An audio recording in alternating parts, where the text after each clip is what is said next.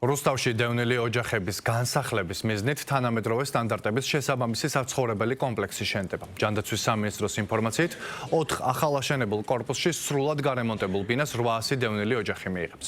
მათი განსახლება მომავალ წელსაა დაგეგმილი. გეგმაშია სტადიონის ბავშვთა გასართობი მოედნის და სავარჯიშო სივრცეების მოწყობა.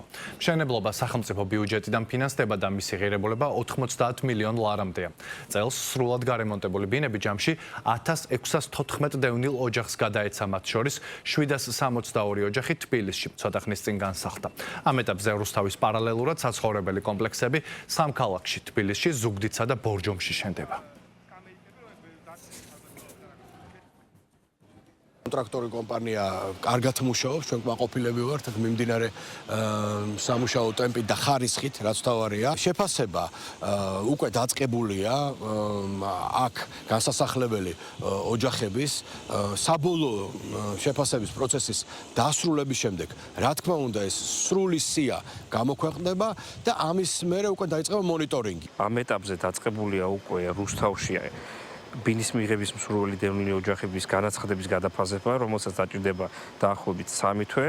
რის შემდეგაც უკვე გაირკვევა გამსვლელი ხულა და დაიწყება მონიტორინგი. ამ პროცესის დასრულების შემდეგ კომისიურად გადაწყდება იმ ოჯახების ვინაობა, ვინც აი ამ კორპუსში მიიღებს ბინას. მშენებლობა მიმდინარეობს სწრაფი ტემპით და გვაქვს მოლოდინი, რომ გაზაფხულის ბოლოს უკვე დასრულებული იქნება მშენებლობა. ამასთან ერთად მომავალ წლიდან დაიწყება კეთილმოწყობის სამუშაოები, მოეწყობა ეზო, ასევე საბავშვო სივრცე, სათამაშო მოედნები, საპარკინგის სივრცე და გამწვანება.